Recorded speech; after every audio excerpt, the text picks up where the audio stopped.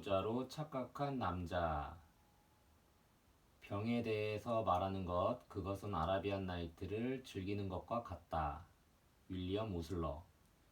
의사는 자연학자와는 달리 단 하나의 생명체, 역경 속에서 자신의 주체성을 지키려고 애쓰는 하나의 개체, 즉 주체성을 지닌 한 인간의 마음을 둔다. 아이비 맥킨지. 들어가는 글. 파스칼이 말했다. 책을 쓸 때 가장 마지막에 결정해야 하는 것은 처음에 무엇을 쓸 것인가이다. 그래서 여러분이 읽게 될 기묘한 이야기들을 모으고 정리해서 체계를 잡고 책 머리에 쓸 인용문 2개를 정하고 나서 나는 내가 무엇을 왜 했는지에 대해 차분히 생각해 봐야만 했다. 책머리에 실은 인용문들의 양면성, 그리고 그것들이 갖는 상반되는 면, 그 중에서도 특히 아이비 맥킨지가 제시한 의사와 자연학자 사이의 양면성은 내 안에 있는 어떤 양면성과 통하는 면이 있다. 나는 나 자신이 자연학자인 동시에 의사라고 생각한다. 나는 질병과 사람 양쪽 모두에 똑같은 관심을 가지고 있다. 또한 적절한 표현일지는 모르겠지만 나는 이론가이자 극작가이기도 하다. 나는 과학적인 것과 낭만적인 것 모두에 푹 빠져 있고 그 둘을 단순히 질병이 아니라 인간의 에워싼 조건 속에서 끊임없이 고찰하고 있다. 병은 인간이 처한 본질적인 조건이다. 동물도 질병에 걸리기는 하지만 병에 빠지는 것은 인간뿐이기 때문이다. 내 직업, 아니 내 삶은 병든 사람들과 함께 보내는 것이다. 환자, 그리고 그들이 걸린 병과 함께 지내다 보니 나는 이 길을 걷지 않았다면 아마 꿈도 꾸지 못했을 문제들에 대해 생각하게 된다. 그 결과 이제 나는 니체가 제기한 질문을 버릇처럼 입에 담게 되었다. 우리 인간은 병 없이 살아갈 수는 없을까? 그리고 이 구절이 말하고자 하는 바가 바로 핵심적인 문제라고 생각한다. 환자를 접하다 보면 의문이 끊임없이 샘솟았고 나는 그 의문을 풀기 위해 환자 곁으로 쉬지 않고 달려갔다. 따라서 이 책에 담겨 있는 이야기 혹은 연구 속에는 그러한 의문과 환자 사이를 끊임없이 왔다 갔다 하는 모습이 그려져 있다. 연구서? 그렇다. 이 책은 연구서이다. 하지만 이 책은 이야기 혹은 임상 보고서일 수도 있다. 질병을 처음으로 병력이라는 맥락에서 바라본 사람은 히포크라테스였다. 그는 질병에 일정한 경로가 있어서 첫 징후에 이어 위기가 오고 그 다음에는 다행스러운 결말 혹은 치명적인 결말이 따른다고 보았다. 이렇게 해서 그는 병력, 즉 질병의 자연사에 대한 기술이라는 개념, 예전에 쓰던 용어인데 병적하기 더 정확하다를 내놓을 수 있었다. 이러한 이야기 혹은 역사는 자연사의 한 형태이다. 그러나 병력은 개인에 대해 그리고 그 개인의 역사에 대해서는 아무것도 말해주지 않는다. 다시 말해서 병력은 질병에 걸렸지만 그것을 이기려고 싸우는 당사자, 그리고 그가 그 과정에서 겪는 경험에 대해서는 아무것도 전해주지 못하는 것이다. 이러한 좁은 의미의 병력 속에는 주체가 없다. 오늘날의 임상보고에는 주체가 3염색체 백색증에 걸린 21세 여성과 같은 피상적인 문구 안에 넌지시 모습을 드러낼 뿐이다.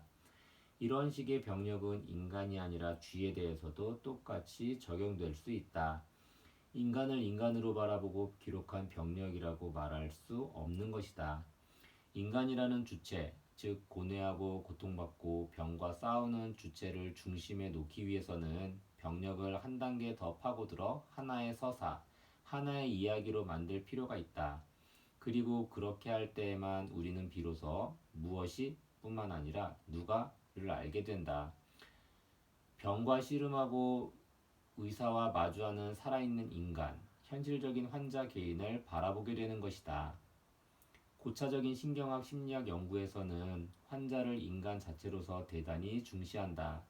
환자를 치료하려면 환자의 인간적인 존재 전체를 근본적으로 문제 삼아야 하기 때문이다. 따라서 이 분야에서는 병의 연구와 그 사람의 주체성에 대한 연구가 분리될 수 없다. 그래서 이러한 분야를 서술하거나 연구하기 위해서 당연히 새로운 방법의 도입이 요구된다. 감히 이름을 붙인다면 주체성의 신경학이라고 말할 수 있지 않을까? 이러한 새로운 방법은 어떤 사람을 바로 그 사람으로 만들어주는 근본적인 신경의 세계를 다루고 옛부터 제기되어 온 머리와 마음의 문제를 다루기 때문이다. 정신, 심리와 물질, 육체는 서로 다른 영역이다. 둘 사이에는 뛰어넘기 어려운 벽이 필연적으로 존재한다. 이것은 틀림없는 사실이다. 그러나 이 두 영역을 동시적으로 다루고 분리할 수 없도록 결합시켜 실행하는 연구가 가능하다면 범주가 서로 다른 그 두 영역을 접근시키는데 도움이 될지도 모른다. 바로 이것이 내가 이 책을 특별히 관심을 기울이며 추구하는 목적이기도 하다.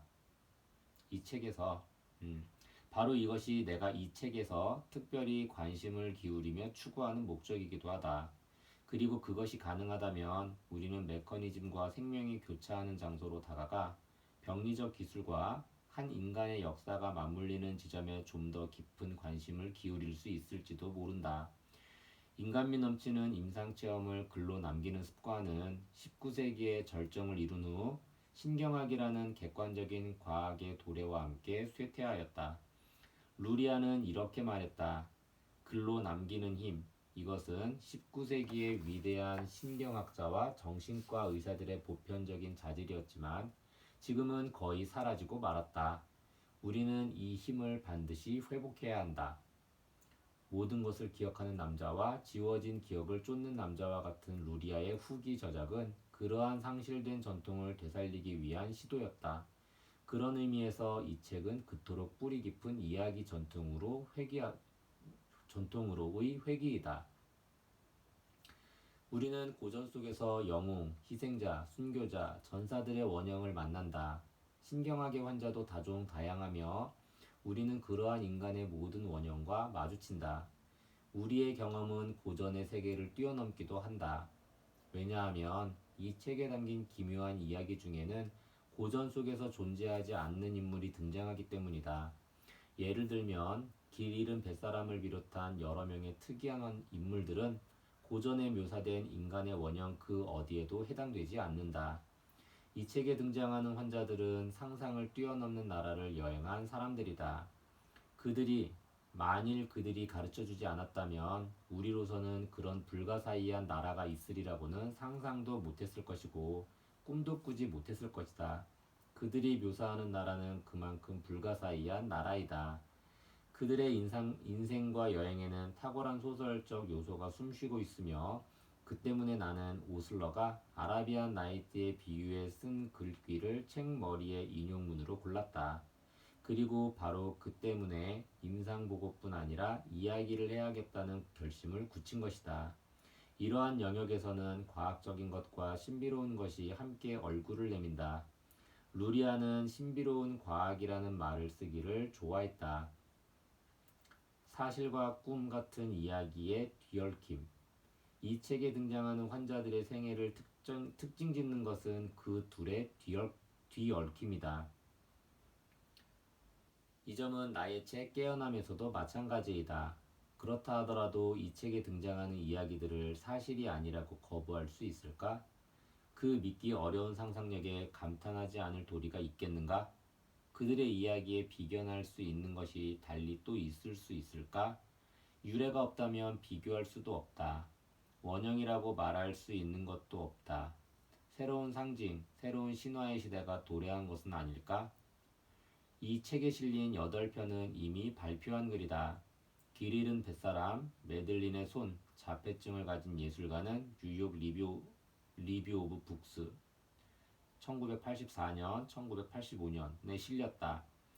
익살꾼 틱 레이, 아내를 모자로 착각한 남자, 회상은 런던 리뷰 오브 북스 1981년, 1983년, 1984년에 실렸다. 그러나 이 잡지에 실었을 때의 회상은 글이 훨씬 짧았고 제목도 음악적인 귀였다. 수평으로는 사이언스 1985년에 발표된 글이다. 억누를 길 없는 향수는 렌싯 1970년 봄호에 발표된 글이지만 그때의 제목은 엘도파가 가져다준 억누르기 어려운 향수였다. 이 글은 내 환자 가운데 한 사람이 아주 오래전에 들려준 이야기이다. 그는 깨어남에 나오는 로스 아래 모델이 된 인물이다. 희곡 일종의 알래스카를 쓴 해롤드 핀터는 나의 깨어남을 읽고 힌트를 얻어 극 중에 데보라라는 여자를 등장시켰는데 위에서 말한 환자는 이 데보라의 모델이기도 하다. 환각 속에 실린 네 편에 대해 말하자면 앞에 두 편은 브리티시 메디컬 저널 1984년에 진료 기담이라는 제목으로 실었던 글이다. 이전에 내가 쓴 책에서 뽑아 이 책에 옮겨 실은 짧은 글이 있다. 그중 한 편의 제목은 침대에서 떨어진 남자이며 이것은 나는 침대에서 내 다리를 주었다 해서 다른 하나는 힐데가르트의 환영으로 편두통에서 각각 발췌하였다. 나머지 12편은 한 번도 발표한 적이 없는 새로운 글이며 1984년 가을부터 겨울에 걸쳐 집필하였다. 이 책이 세상의 빛을 본 것은 순전히 다음과 같은 편집자들 덕분이다. 먼저 뉴욕 리뷰 오브 북스의 로버트 실버스와 런던 리뷰 오브 북스의 메리 케이 윌머스, 케이트 에드거가 있다. 그리고 뉴욕 서미트 북스사의 짐 실버맨과 런던의 더거스사의 콜린 크래프트 두 분은 이 책의 출판을 위해 다방면으로 정성껏 도와주셨다. 진심으로 감사의 말을 전한다. 동료 신경학자들 중에서 특히 감사의 말을 전해야 할 분은 제임스 퍼튼 마틴 박사이다. 그분은 내가 찍은 크리스터너와 맥그레거 씨 등 두 편의 비디오를 보고 이 두 환자에 대해서 충분한 시간에 걸쳐 의견을 밝혀주셨다. 그 결과 몸이 없는 크리스터너와 수평으로를 집필하게 되었다. 따라서 이 두 편은 그분에게 힘입은 바 크다. 다음으로 감사할 분은 내가 런던에 근무할 때 신경정신과 과장이었던 마이클 크레이머 박사이다. 박사는 나는 침대에서 내 다리를 주었다를 읽은 후 자신이 경험한 매우 비슷한 임상예를 써서 보내주었다. 그 글은 침대에서 떨어진 남자의 뒷이야기에 소개했다. 그 다음으로 도널드 크레리 박사가 있다. 그는 아주 희귀한 시각인식 불능증 환자를 다룬 경험이 있다. 그것은 나의 예와 놀라울 만큼 비슷한 임상 경험이었고 내가 그것을 발표한 2년 뒤에 우연히 알게 되었다. 아내를 모자로 착각한 남자의 후기에 적은 글이 그것이다. 뉴욕에 있는 친한 버시자 동료인 이사벨 라핀 박사에게는 각별한 감사의 말을 전한다. 그녀와 나는 많은 임상 경험을 교환했다. 크리스터너, 몸이 없는 크리스터너를 소개해준 사람도 바로 그녀이다. 또한 그녀는 자폐증에 빠진 예술가 호세를 아이 때부터 오랜 기간에 걸쳐 치료한 인물이기도 하다. 나는 이 책에 등장하는 많은 환자들 혹은 경우에 따라서는 환자 가족과 친지분들의 사심없는 후원과 관용에 깊은 감사의 말을 전하고 싶다. 그들은 자신들이 절망적인 상황에 빠진 것을 알면서도 실제로 알고 있는 경우가 많다. 내가 그들의 이야기를 쓰는 것을 허락했다. 때로는 격려까지 해주었다. 아무쪼록 다른 사람들이 나의 글에서 무언가를 얻고 그것을 바탕으로 좀 더 깊이 이해함으로써 어느 날인가 치료법을 발견한다면 그것으로 만족하겠다고 생각한 것이다. 깨어남의 경우에도 그랬지만 나는 이야기를 글로 적으면서 환자의 이름과 세세한 사항은 바꾸었다.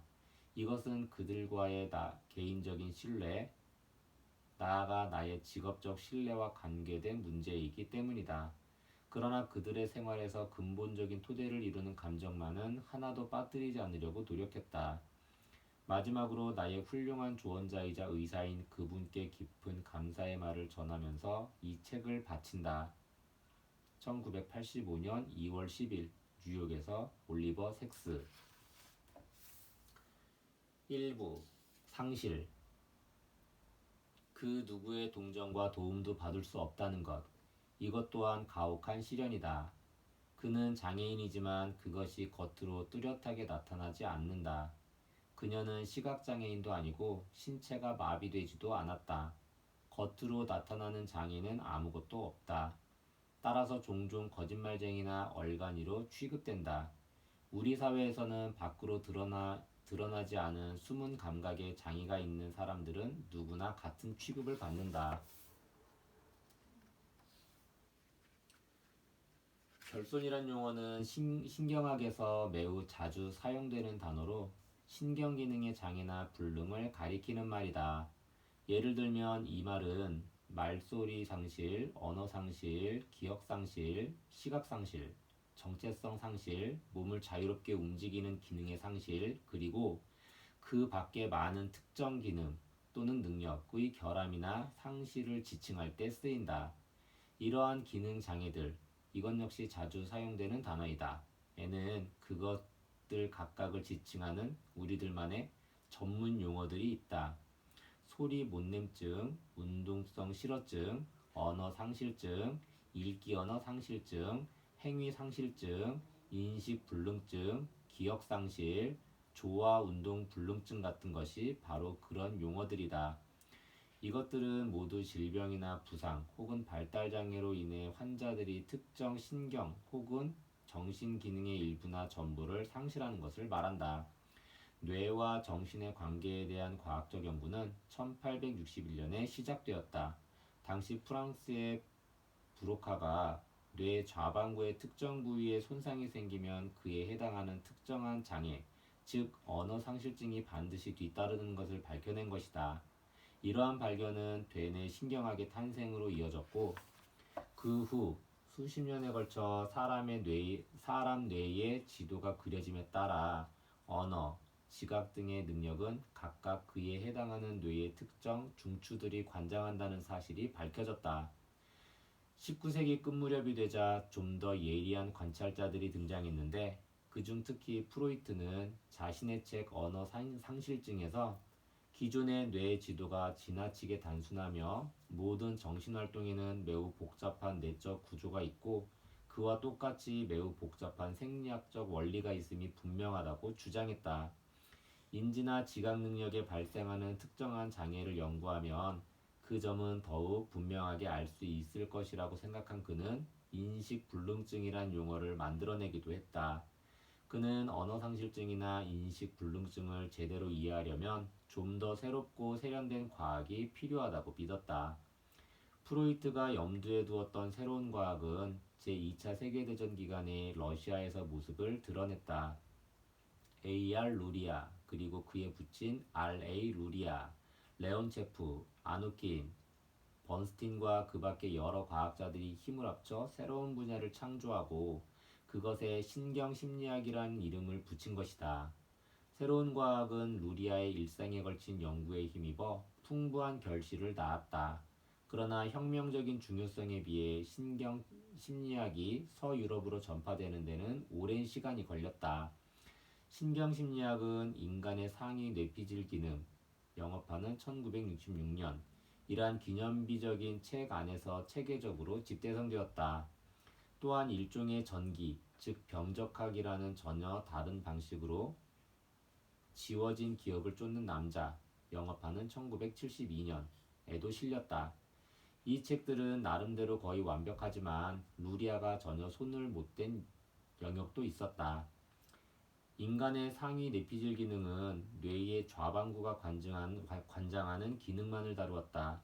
그리고 지워진 기억을 쫓는 남자의 주인공 자체스키 역시 좌반구에 심각한 손상을 입은 사람이었다. 우반구에 대한 언급은 한마디도 없었던 것이다. 이런 관점에서 본다면 신경학과 신경심리학의 역사는 좌반구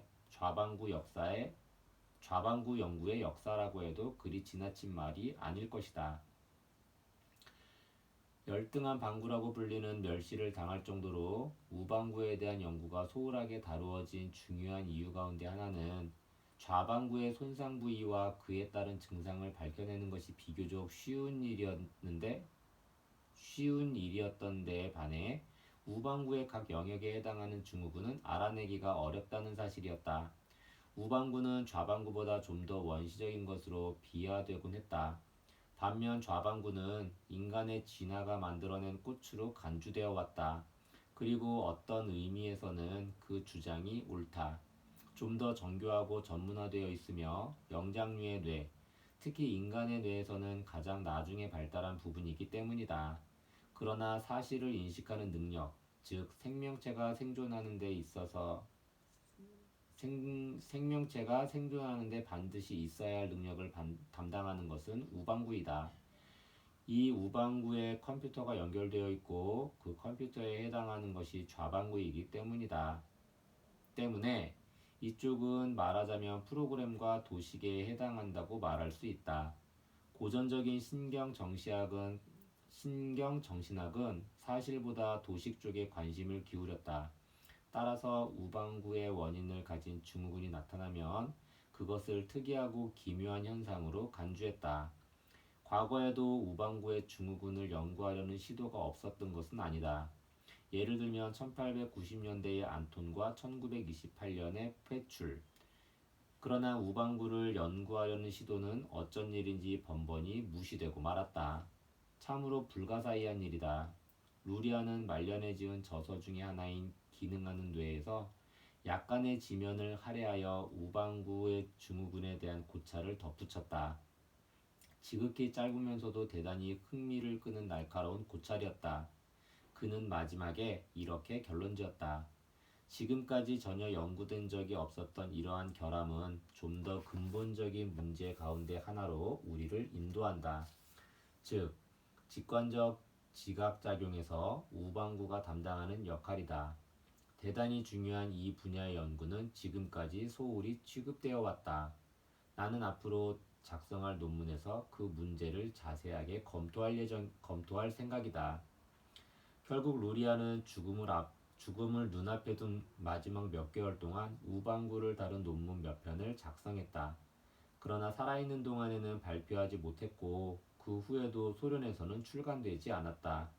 그는 우방구를 다룬 논문을 영국의 R.L. 그레고리에게 보냈고 그레고리가 자신이 편집 중이던 옥스퍼드 컴패니언 정신편에 실었던 것이다.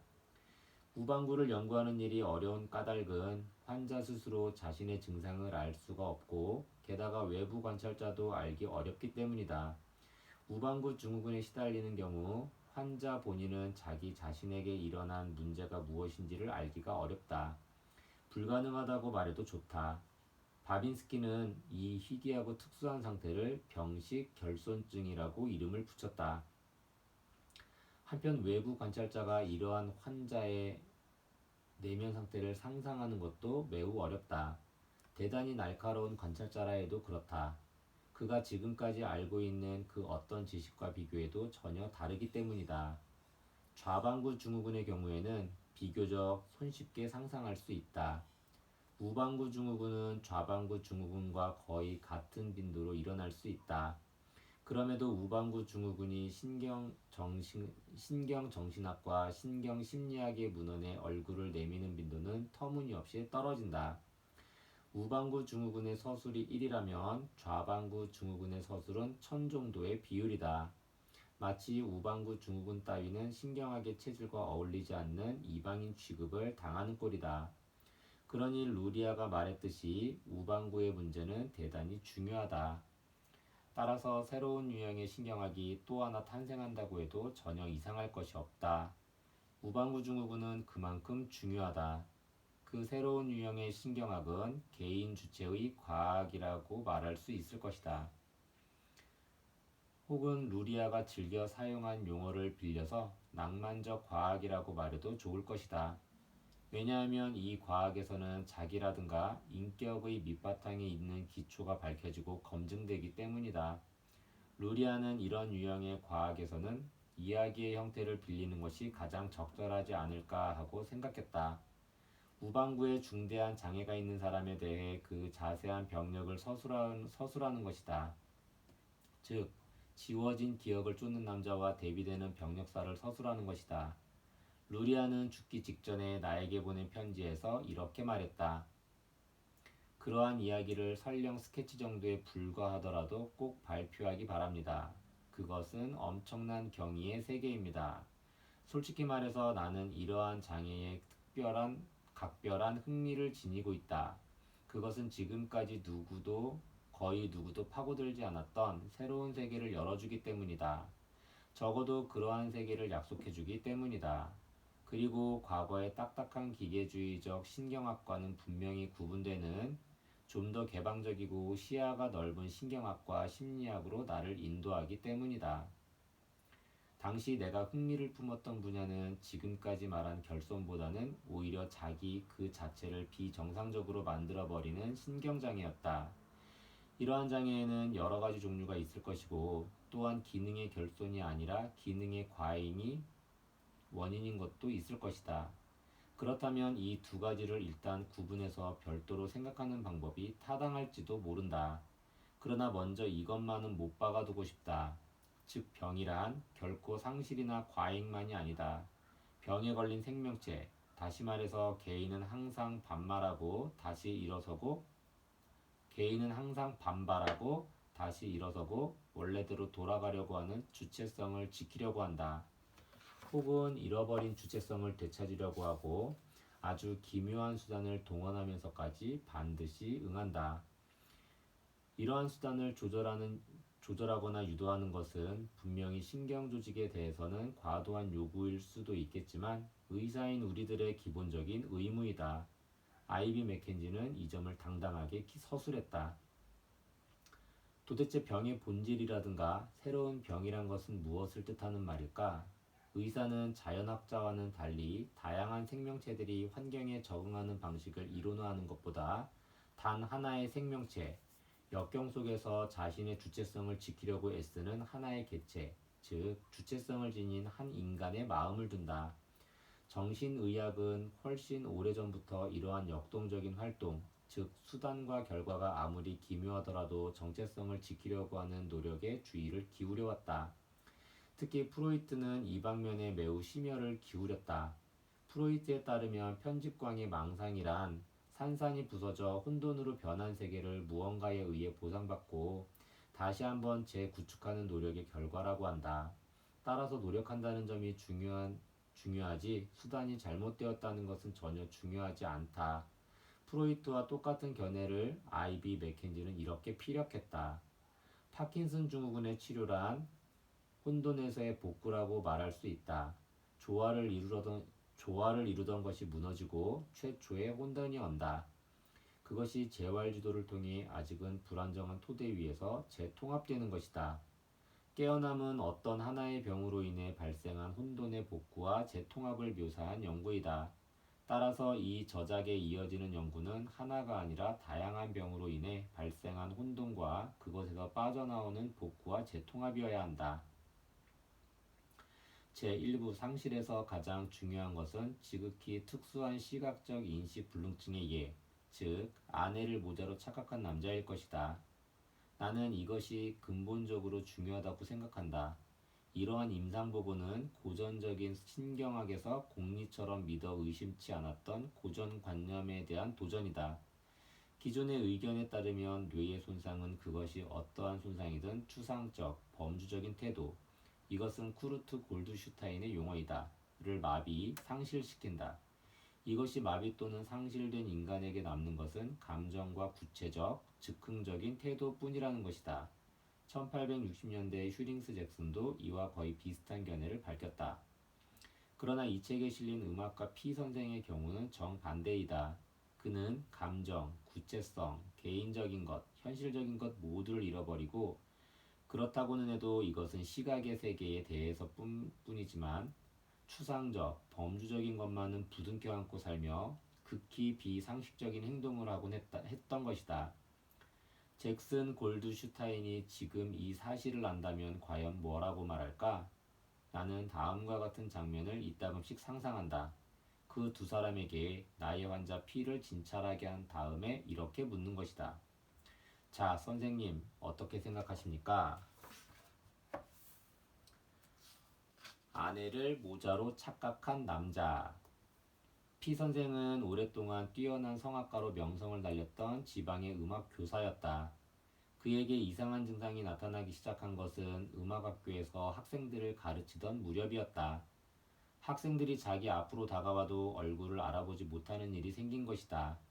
학생이 말을 걸면 목소리를 듣고 그제서야 누구인지를 알았다.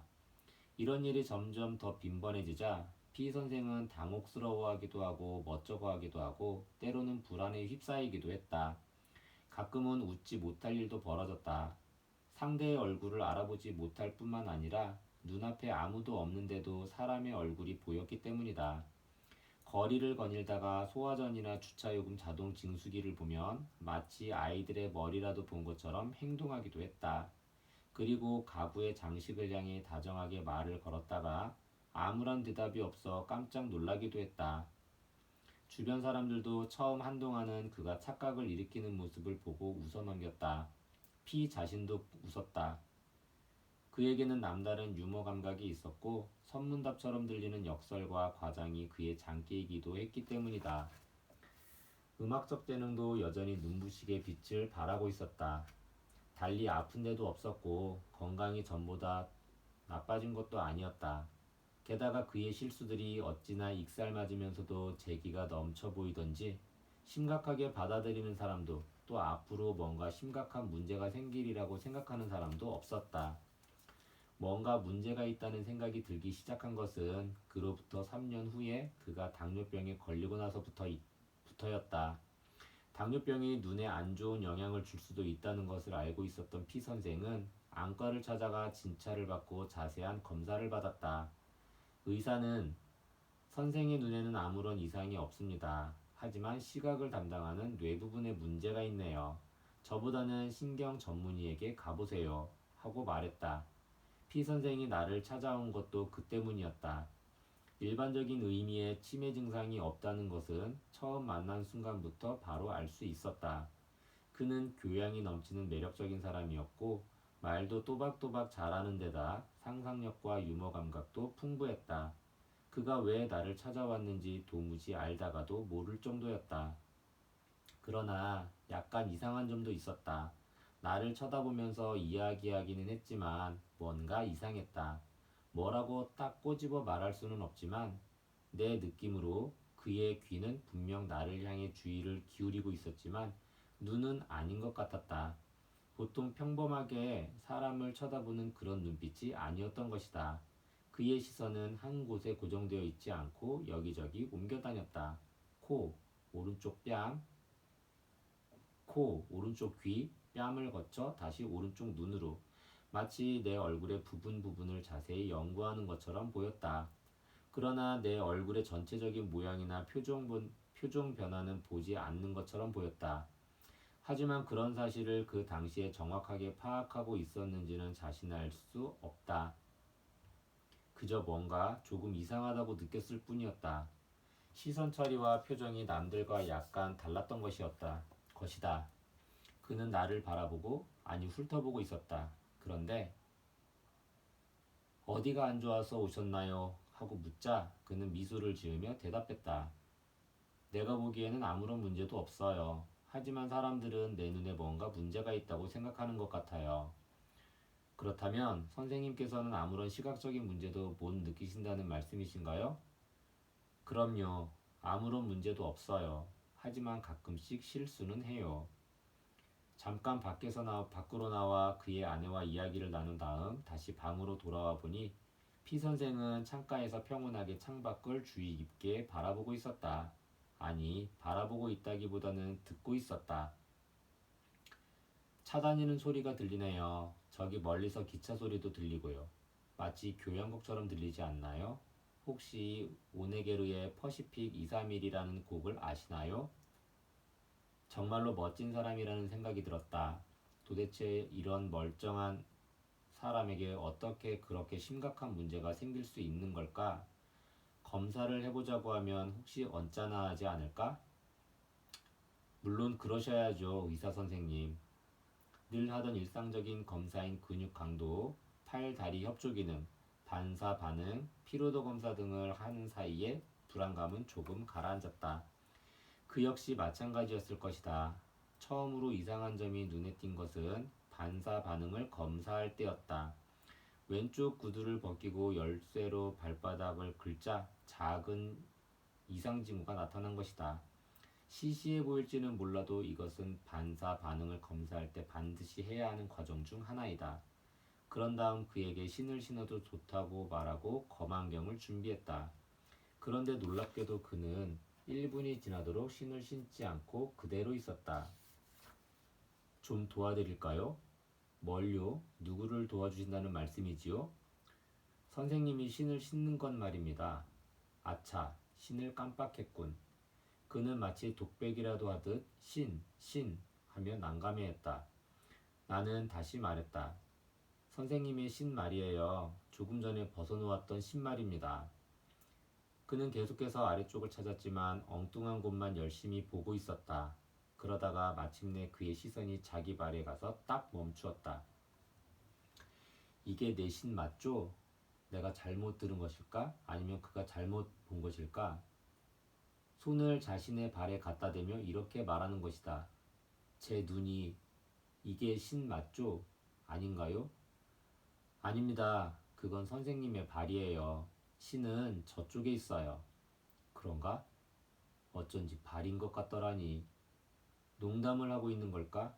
아님 미쳤을까? 아니면 정말 눈이 안 보이는 것일까?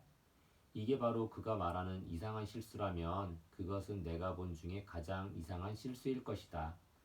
더 이상 이를 복잡하게 만들고 싶지 않았던 나는 그의 신발을 신을 수 있게 도와주었다.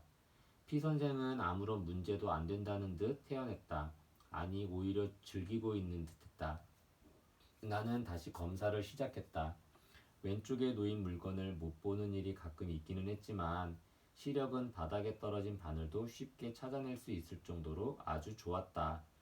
그의 눈은 사물을 보는 데는 아무런 이상이 없었다. 그렇다면 무엇이 문제일까?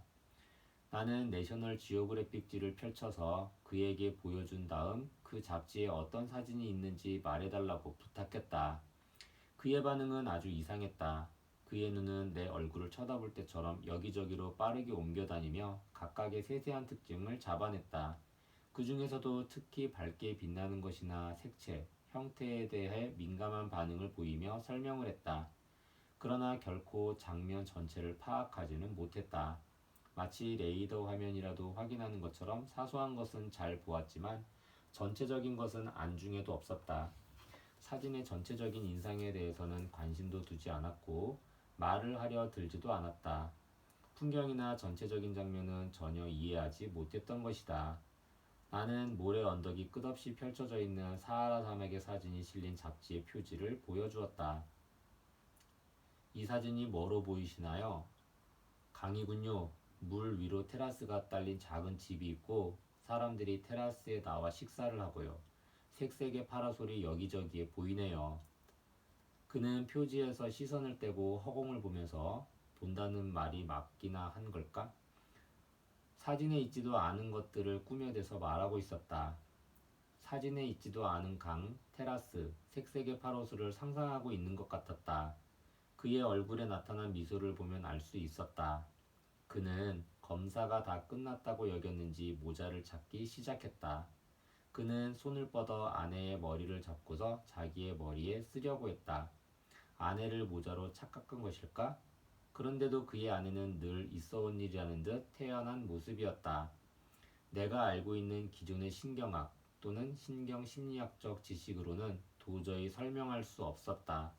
그는 어떤 면에서는 지극히 정상적이었지만 또 어떤 면에서는 도저히 어떻게 손써볼 도리도 없을 정도로 증세가 심각해 보이기도 했다. 아내를 모자로 착각할 정도인 이 사람이 어떻게 음악학교에서 학생들을 가르칠 수 있단 말인가?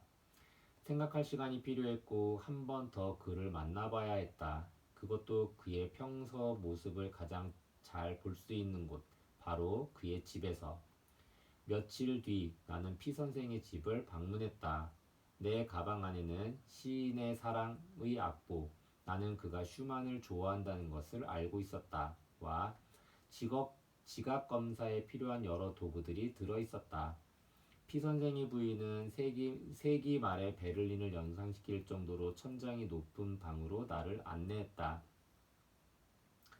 방 가운데에는 고풍스러운 베젠도르프 피아노가 자리 잡고 있었고 그 주변에는 악보대, 악기, 악보 등이 놓여 있었다. 책도 있고 그림도 있었지만 주인공은 뭐니뭐니 해도 음악이었다. 피 선생이 들어왔다. 그러나 정신은 딴 곳에 가 있는 것 같았다. 악수를 하려고 손을 내밀면서도 그는 자꾸만 커다란 벽시계를 향해 가고 있었다. 그러다가 내 소리가 들리자 그제야 방향을 바로잡고 내게로 다가와 악수를 했다. 인사를 나눈 후 우리는 최근에 열렸던 연주회와 공연에 대해 잠시 이야기를 나누었다. 나는 약간 주저하며 그에게 노래를 한 곡 청했다. 시인의 사랑이군요. 그는 소리를 높였다. 그런데 어쩌죠? 이젠 악보를 읽을 수가 없어요. 의사 선생님께서 반주 좀 해주실 수 있나요? 나는 한번 해보겠다고 말했다. 오래된 피아노 덕분인지 어쨌든 내 피아노 연주도 꽤 그럴듯하게 들렸다. 피 선생의 목소리는 나이 든 티를 숨길 수는 없어 보였지만 그래도 풍부한 성량과 마치 피셔 디스카우의 목소리를 빼닮은 듯했다. 완벽한 귀와 목소리 그리고 반짝이는 음악적 지성이 어우러진 그런 음악학교가 단지 동정심 때문에 그를 붙잡고 있는 것이 아니라는 사실은 분명했다. 피 선생의 관자엽에는 분명 아무런 이상이 없었다. 피질은 음악에 관한 완벽했다. 문득 마루엽과 뒤통수엽, 그 중에서도 시각에 관여하는 부분에 문제가 발생했는지 궁금해졌다. 나는 신경검사를 하려고 가지고 온 정다면체들을 써보기로 했다. 나는 우선 하나를 꺼내서 물었다. 이게 뭐죠? 정육면체죠. 그럼 이건요? 두 번째 것을 보여주며 물었다. 그는 좀 자세히 살펴봐도 되냐고 묻고 나서 날렵하게 여기저기를 만져보고 대답했다.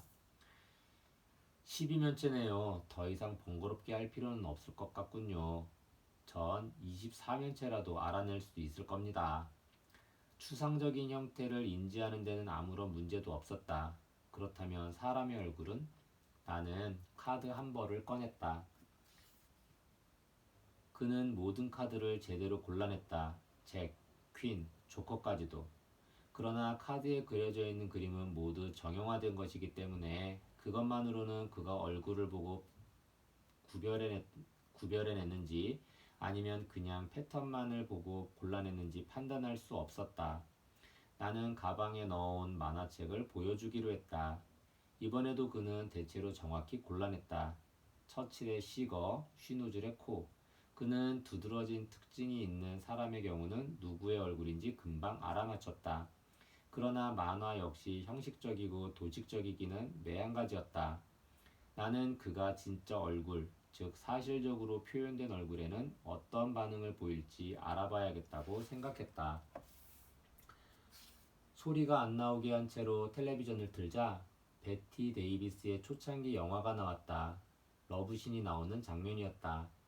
피 선생은 배우가 누구인지를 알아보지 못했다. 그러나 그것은 그가 베티 데이비스를 원래부터 몰랐기 때문일 수도 있는 일이었다. 그러나 정말 기가 찰 노릇은 그가 그녀나 상대 배우의 얼굴 표정을 전혀 알지 못한다는 것이었다. 텔레비전 속 장면은 아주 격렬한 장면으로 열정과 놀라움, 반감과 분노가 교차하다가 결국 화해에 이르는 내용이었다. 그러나 피 선생은 아무것도 이해하지 못했다. 그는 화면 속에서 어떤 일이 벌어지고 있는지, 심지어 남자인지 여자인지조차 알지 못했다. 영화에 대해 그가 하는 말들은 횡설수설 그 자체였다. 화면 속 장면이 영화의 비현실성, 즉 할리우드의 세계를 담고 있기 때문에 어려움을 겪을 수도 있었다. 그렇다면 현실 속 사람들의 얼굴은 좀 더 잘 알아볼지도 모른다는 생각이 들었다. 벽에는 그의 가족, 동료, 제자, 그리고 그 자신의 사진들이 걸려 있었다. 나는 사진들을 한데 모아 그에게 보여주면서 조금은 근심스럽게 지켜보았다. 그는 영화를 보여주었을 때와 똑같은 반응을 보였다. 어처구니 없고 우스꽝스러운 일이 실제 생활에서도 그대로 나타나는 비극이 벌어진 것이다. 그는 거의 아무도 알아보지 못했다. 가족도, 동료도, 제자도, 자기 자신조차도. 아인슈타인의 사진은 알아봤지만 그것은 특이한 머리와 콧수염 덕분이었다. 그는 아인슈타인 말고도 한두 사람을 더 알아봤다. 아, 폴. 동생의 사진을 본 그가 말했다. 각진 턱, 커다란 이, 폴이라면 언제든 알아볼 수 있어요. 그러나 그가 알아본 것이 정말 폴이었을까? 폴의 얼굴 특징 중에 한두 개만 보고 이 사람이 폴이구나 하고 나름대로 추정한 것은 아닐까? 뭔가 특별한 특징이 없는 경우에는 결코 사진을 알아보지 못했다. 그러나 문제는 단순한 인지력 혹은 직관력 장애가 있는 것이 아니었다. 그의 전반적인 인지 방식에 뭔가 근본적인 잘못이 있었던 것이다. 사람의 얼굴을 대할 때 그가 보이는 반응은 마치 추상적인 퍼즐 검사를 받는 사람처럼 보였다. 심지어는 친척이나 친한 사람의 사진일 경우도 마찬가지였다.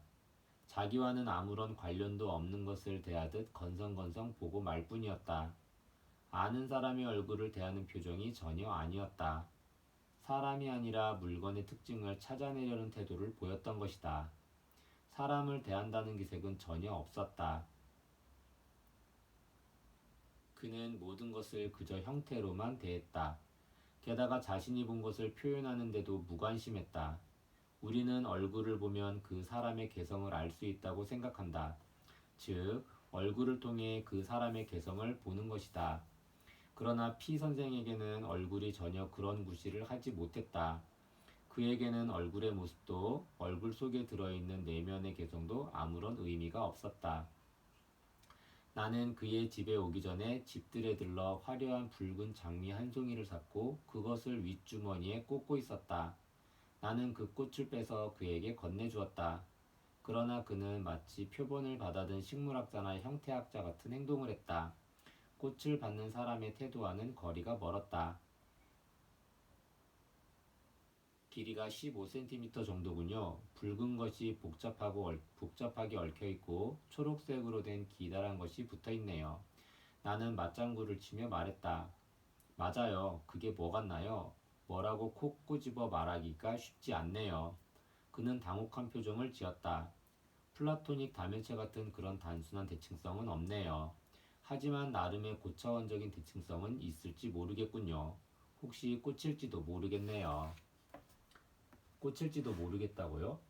꽂힌 것 같아요. 이번에는 딱 잘라 말했다. 한번 냄새를 맡아보세요. 내 말에 그는 다시 곤혹스러운 표정을 지었다. 고차원적인 대칭성을 냄새로 알아내리라는 말로 받아들인 모양이었다. 그러나 그는 점잖게 그것을 코에 갖다 댔다. 그의 얼굴에 갑자기 화색이 돌았다. 예쁘군요. 철 잃은 장미. 정말 천국 같은 향기예요. 그는 장미, 백합 하고 흥얼거리기 시작했다. 시각이 아니라 후각을 통해 실체를 인식하는 것처럼 보였다. 나는 마지막으로 한 가지 검사를 더 해보았다. 아직은 초봄이라 날이 추웠다. 나는 외투와 장갑을 소파에 벗어두었었다. 나는 장갑을 들어올리며 뭐냐고 물었다. 조사해봐도 되겠습니까? 그는 장갑을 손에 들고 마치 기하학적인 형태를 조사하는 것처럼 자세하게 조사해 나갔다. 마침내 그가 입을 열었다.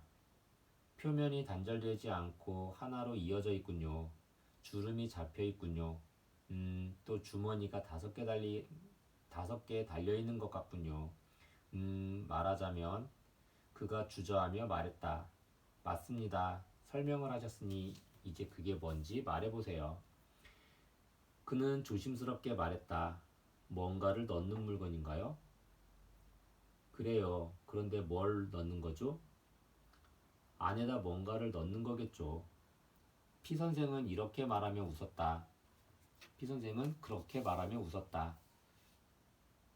여러 가지가 가능할 것 같아요. 예를 들면 잔돈 주머니일 수도 있겠군요. 크기가 다른 5가지 동전을 집어넣는.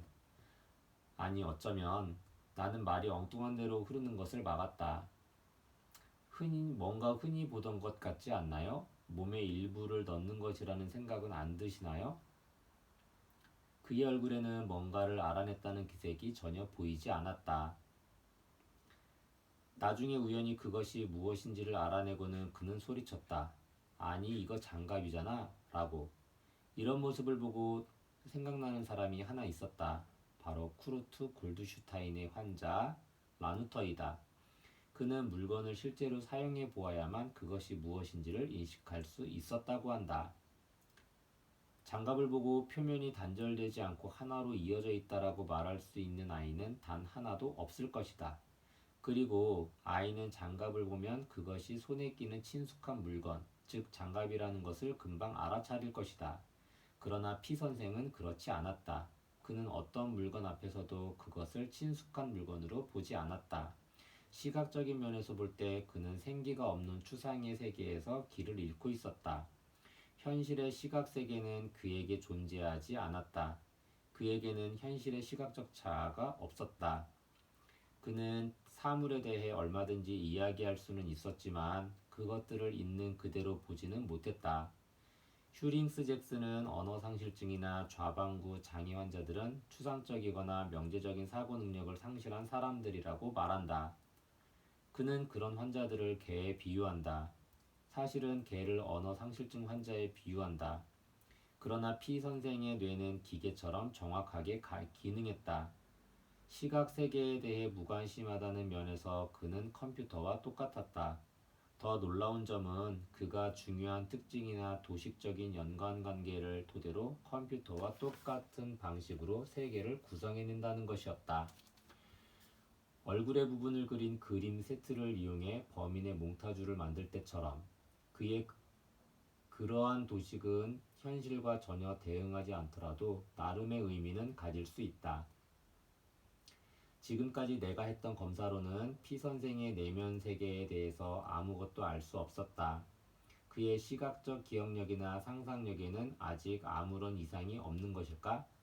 나는 그에게 집 근처에 있는 광장을 북쪽에서부터 걸어온다고 상상하면서 거리에 보이는 건물들에 말해달라고 부탁했다. 그러자 그는 오른쪽에 있는 건물들은 말했지만 왼쪽에 있는 건물에 대해서는 전혀 말하지 않았다. 그래서 이번에는 반대로 남쪽에서부터 걸어온다고 상상해보라고 했다. 그런데 이번에도 그는 자기의 오른쪽에 있는 물건들만을 말했다. 방금 전만 해도 생략했던 바로 그 물건들을 말이다. 그가 방금 전에 마음속으로 보았던 건물들을 이번에는 전혀 말하지 않은 것이다. 아마 그것들이 더 이상 보이지 않는 모양이었다. 그가 왼쪽에 있는 것을 보는데 어려움을 겪고 있다는 것, 즉 시각을 담당하는 뇌 부분에 어떤 장애를 가지고 있다는 것은 외적인 문제일 뿐만 아니라 내적인 문제이며 그것은 시각적 기억력과 상상력 외에도 영향을 끼치고 있다는 것만큼은 이제 명백해졌다. 좀 더 높은 수준에서 그의 내면에는 어떤 시각 세계가 펼쳐지는 것일까? 소설 속 등장인물들을 시각화하고 그들에게 생기를 불어넣는 데 거의 환상적인 재능을 가지고 있는 작가인 톨스토이가 떠오른 나는 피 선생에게 안나 카레니나에 대해 질문해 보았다. 그는 소설 속에 나오는 사건들을 쉽게 기억해냈을 뿐만 아니라 줄거리도 속속들이 파악하고 있었다. 그러나 시각적인 특징이나 시각과 관련된 사건, 그리고 시각적인 장면은 하나도 기억해내지 못했다. 그는 등장인물들이 한 말은 기억하고 있었지만 그들의 얼굴은 기억하지 못했다. 그는 소설에 나오는 인상적인 문장들을 말해줄 수 있느냐는 물음에 그것들을 거의 단어 하나 틀리지 않을 정도로 정확히 기억해서 인용해냈다. 그럼에도 불구하고 시각적인 묘사에 대한 그의 인용은 공허했다. 그의 말에는 감각적이거나 상상적인 혹은 정서적인 현실감이 전혀 깃들어 있지 않았다. 다시 말하면 내면적인 인식 불능증에 걸렸다고 할 수 있었다.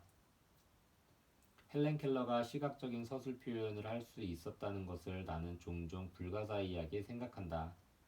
웅변을 토하듯이 서술하기는 하지만 과연 속빈 강정이 아니라 뒷면에 실체가 있을까 하고 아니면 촉각을 통해 획득한 것을 시각적 이미지로 전환시키는 것을 반복하는 동안에 이것도 정말 놀랄만한 일이다. 혹은 언어나 형이상학적 세계의 것을 감각적, 시각적인 것으로 이미지 전환을 반복하는 동안에 눈으로 사물을 보고 그것이 대뇌에 시각 피지를 직접 자극하는 과정 없이도 시각적 이미지의 창조 능력을 획득하게 된 게 아닐까 하고, 그러나 P의 경우에는 영상을 만드는데 필요 불가결한 시각 피질에 분명한 결함이 있었다. 흥미로운 일이지만 그는 이미 꿈을 시각적으로 꾸지 못했다.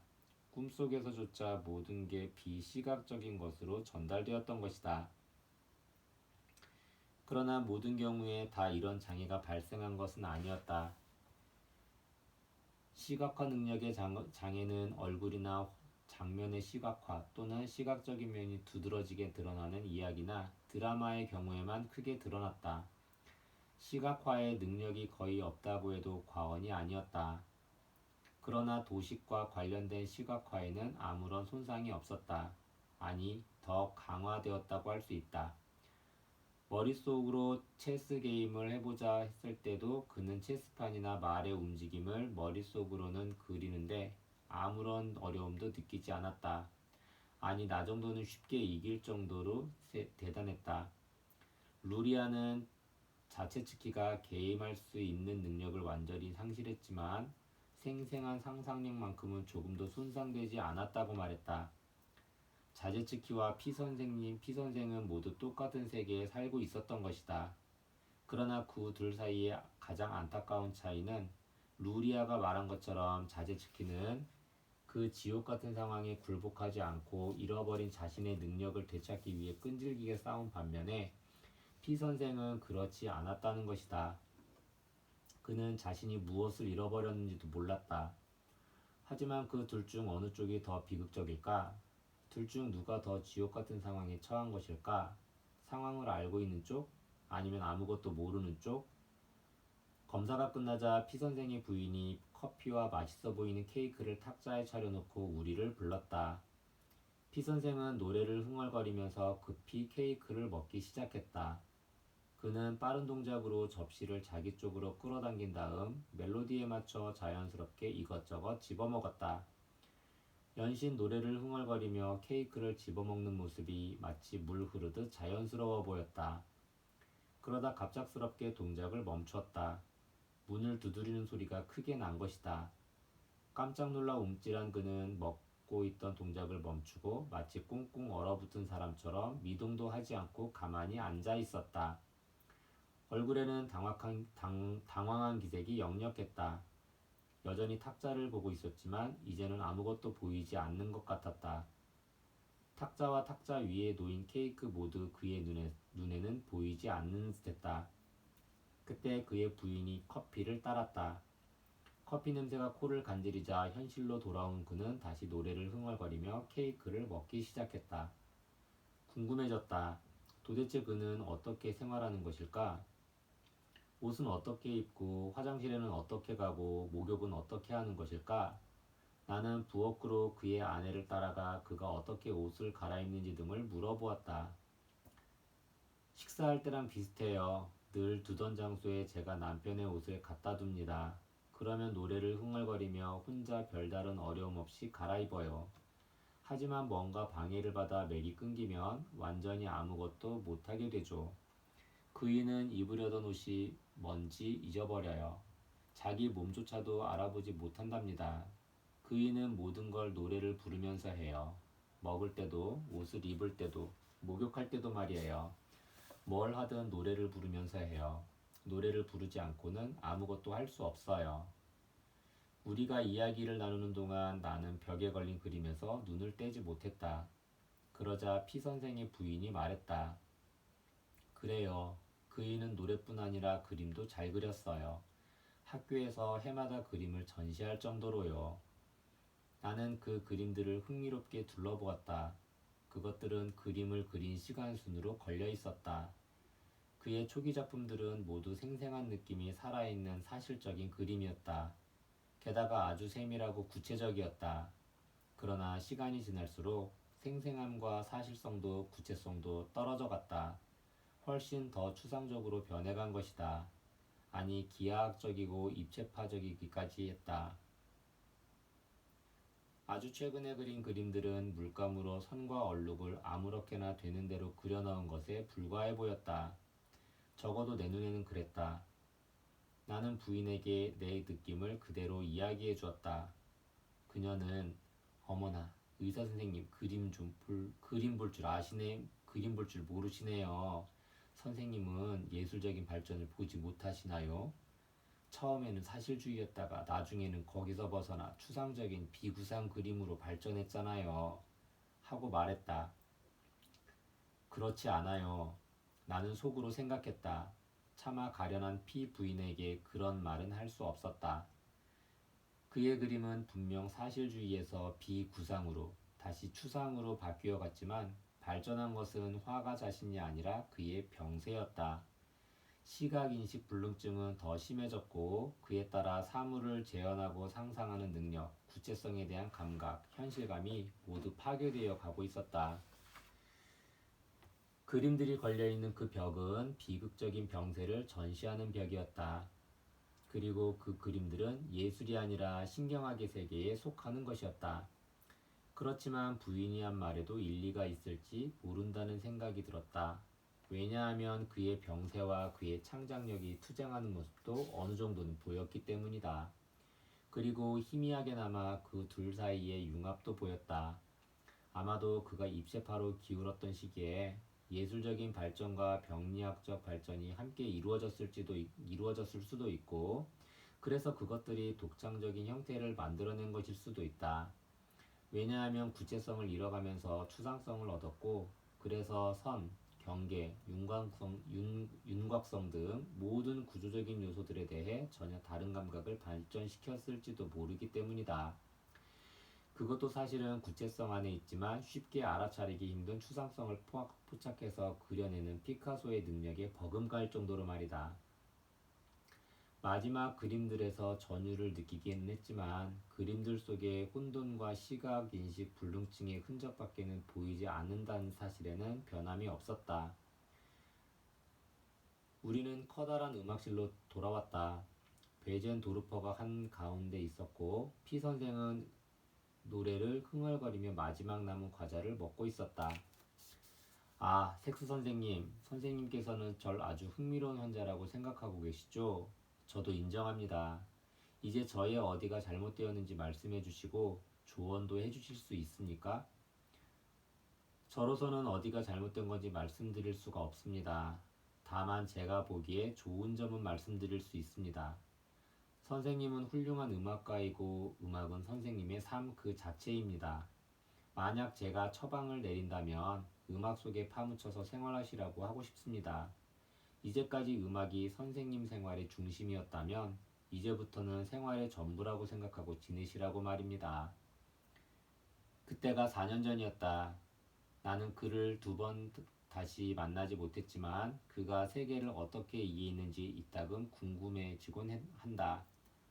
시각 능력을 완전히 상실하고 음악에만 의존해 살아가는 그를, 그에게 음악은 시각을 대신하는 것이었으리라고 나는 생각한다. 그는 자신의 몸조차 제대로 볼 수 없었지만 대신 음악에 맞춰 행동할 수 있었다. 바로 그 때문에 그는 동작을 자연스럽게 할 수 있었다. 그러나 내면의 음악이 멈추면 그는 당황해서 행동을 딱 멈추고 말았다.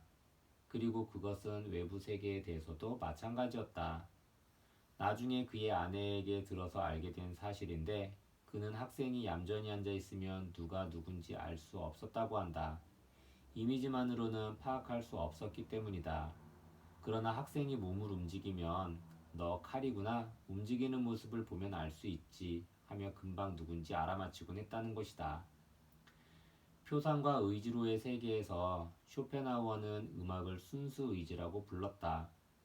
그가 만약 피선생, 표상으로서의 세계를 완전히 상실했지만 음악, 즉 의지로서 세계를 완전하게 파악하는 피선생을 만났다면 얼마나 매료되었을까? 다행스럽게도 이 점은 끝까지 변하지 않았다. 질병, 커다란 종양, 즉 뇌에서 시각을 담당하는 부분의 퇴행의 점진적인 악화에도 불구하고 피 선생은 마지막 순간까지 음악을 가르치며 살았다. 뒷이야기. 피 선생이 장갑을 장갑으로 보고 판단할 수 없었다는 것을 어떻게 해석해야 좋을까? 비록 인지적인 가정은 잘했지만 인지적인 판단은 제대로 하지 못했다. 판단이란 것은 직관적이고 개인적인 동시에 종합적이고 구체적인 것이다. 우리는 사물을 접할 때 그것을 다른 것들과의 관계 속에서 본다. 피 선생에게 부족한 것은 바로 이 보는 능력, 즉 관계를 짓는 능력이었다. 그의 판단력은 그 밖의 영역에서는 정상적이며 동시에 빠르기까지 했다. 시각 정보의 부족 때문이었을까? 아니면 시각 정보를 처리하는 데 문제가 있었기 때문일까? 그것도 아니라면 그의 태도에 문제가 있어서 자기가 본 것을 자기 자신과 연관시키지 못했던 것일까? 이러한 설명 혹은 설명 방식들을 서로 모순되는 것이 아니다. 그것들은 서로 공존할 수 있고 둘 다 사실일 수 있다. 그 점은 이미 고전적인 신경학에서도 암묵적으로 혹은 공공연하게 인정받고 있다. 시각의 기본 틀, 즉 시각 정보의 처리나 통합 능력에 생긴 결함으로 원인으로 돌리는 것만으로는 부족하다고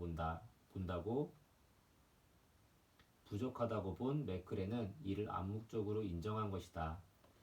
그리고 추상적 경향을 거론한 골드슈타인은 공공연하게 인정한 것이다. 그러나 추상적 태도라는 것은 범주화를 인정하는 것인데 이것은 피 선생의 경우에는 들어맞지 않는다. 그리고 아마 판단이라는 개념 일반에도 들어맞지 않을 것이다. 왜냐하면 피 선생에게는 추상적 경향이 존재했기 때문이다. 사실 그에게 추상적 경향만이 존재했고 그 밖의 것은 아무것도 없었다. 그래서 그는 사물의 실체와 개별성을 인지할 수 없었고 따라서 판단을 제대로 할 수 없었던 것이다. 이상한 이야기처럼 들리겠지만 신경학이나 심리학은 모든 것을 다 말하지만 판단에 대해서만큼은 단 한마디도 하지 않는다. 그러나 판단력의 결함, 피 선생처럼 특수한 영역의 장애도, 그리고 더 일반적인 장애인 코르사코프 증후군, 즉 이마엽 증후군의 증사를 보이는 환자들의 경우에도 그렇다. 정체성의 문제와 예 신부님, 예 간호사님 참조. 이야말로 수많은 심리학적 장애의 핵심 가운데 하나이다. 특히나 이런 환자들의 경우에는 개별성을 인식하는 능력과 판단력이 거의 재앙 수준에 가까울 수 있는데도 신경심리학은 그에 대해 전혀 언급하지 않는다. 그러나 철학적인, 예를 들면 칸트적인 의미에서나 혹은 경험론적, 진화론적 의미에서 볼 때 판단이야말로 우리가 가진 능력 중에서 가장 중요한 능력이다. 동물의 경우, 아니 인간의 경우라도 추상적 경향 없이 살 수는 없지만 판단 능력이 없다면 당장 사멸하고 말 것이다. 판단은 고등한 생활이나 정신을 유지하는 데 가장 중요한 기능임에도 고전적인, 계량적인 신경학에서는 무시되거나 잘못 해석되어 왔다. 이런 터무니없는 일이 생긴 원인은 신경학 그 자체가 상정하고 있는 가정들, 즉 신경학의 진화 과정에서 찾아볼 수 있다. 고전적인 신경학은 고전 물리학이 그랬던 것처럼 항상 기계적인 성격을 띄어왔다. 뇌를 기계에 비유한 잭슨부터 컴퓨터에 비유하는 오늘날의 신경학자들에 이르기까지. 물론 뇌는 하나의 기계이자 컴퓨터이다. 그 점에 관한 고전 신경학은 전적으로 옳다. 그러나 우리의 존재와 삶을 구성하는 정신과정은 단순히 추상적 혹은 기계적인 과정만이 아니라 개인적인 것이기도 하다. 대상을 분류하고 범주화할 뿐만 아니라 판단하고 느낀다. 따라서 판단과 느낌을 배제한다면 우리는 피 선생과 마찬가지로 일종의 컴퓨터 같은 존재로 전락하고 말 것이다.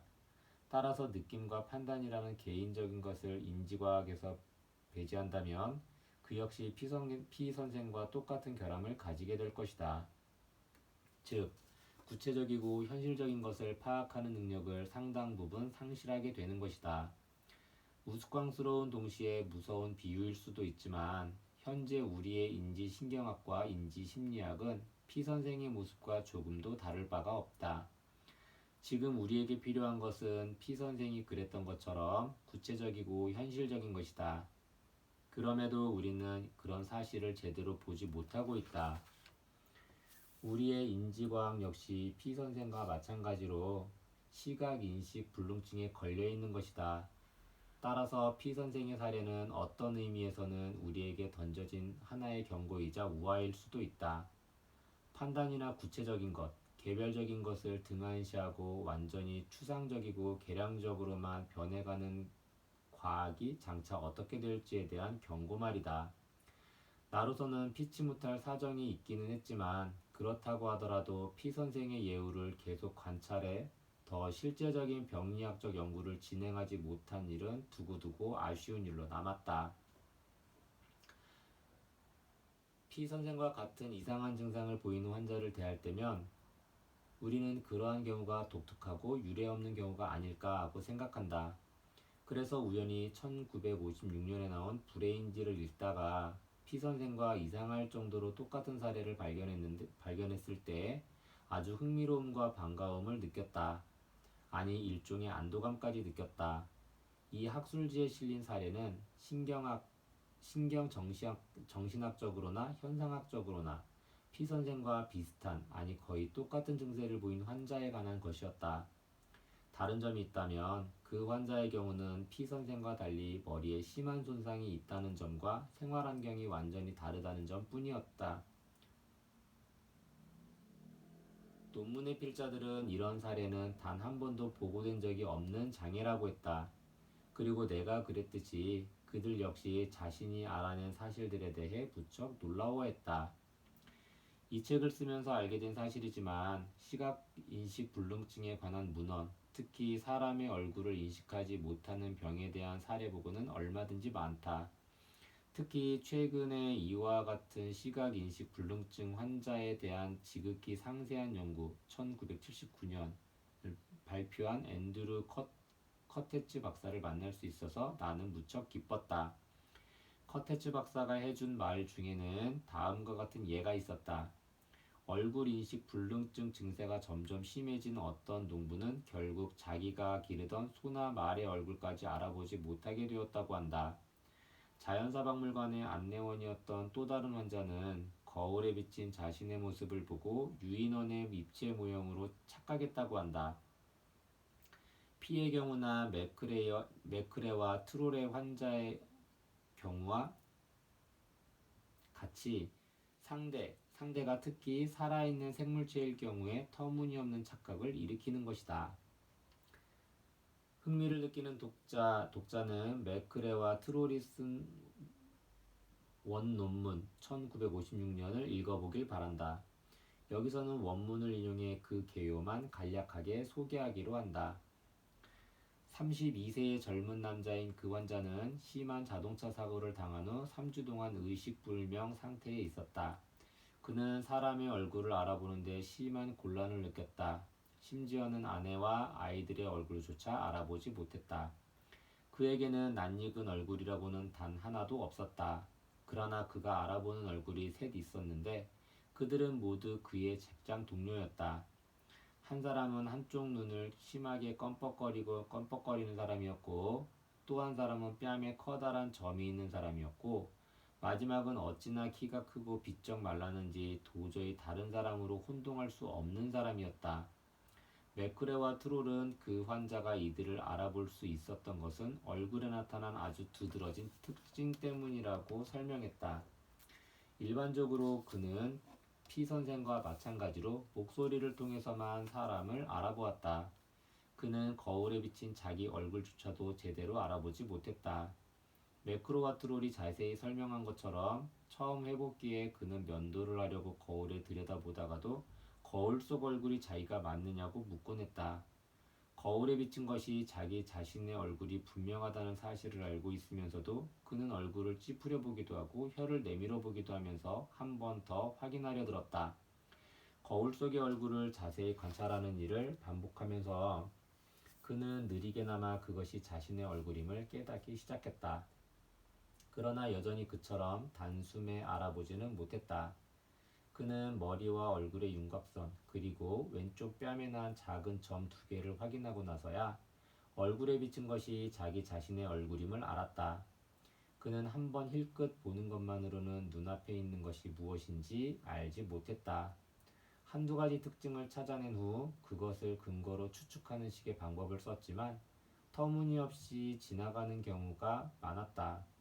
생명이 있는 대상인 경우에는 유독 어려움을 많이 겪었다. 반면 가위나 시계 혹은 열쇠처럼 틀에 박힌 형태를 가진 물체를 인식하는 데는 아무런 문제가 없었다. 맥크레와 트롤은 그 점에 대해 이렇게 설명했다. 공간에 관한 기억 능력은 이상했다. 뭔가 모순적인 것처럼 보였다. 그는 집에서 병원까지도 잘 찾아가고 병원 주위도 잘 돌아다녔지만 자기가 걸어온 길의 이름을 대지 못했다. 피 선생과 달리 그는 약간의 언어 상실증이 있었다. 마치 지나온 길을 시각화해서 기억하는 것 같았다. 정말로 모순적인 일이었다. 그의 시각적 기억 능력은 사고가 일어나기 훨씬 전부터 이미 심각하게 손상되어 있었다. 사람들의 행동이나 버릇까지도 잘 기억했지만 외모나 얼굴은 전혀 기억하지 못했다. 심지어 그에게는 꿈속에서조차 시각적인 이미지가 등장하지 않는다는 것을 맥크레와 트롤은 자세한 질문을 통해 알 수 있었다.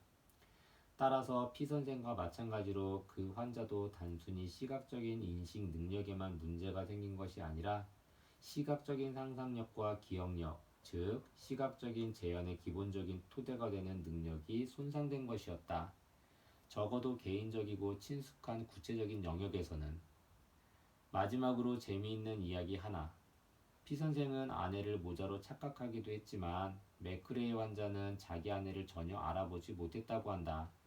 그가 아내를 알아보기 위해서는 시각적으로 눈에 잘 띄는 뭔가 특징적인 것이 필요했다. 그것도 눈에 확 띄는 뭔가가. 예컨대 커다란 모자 같은 것 말이다.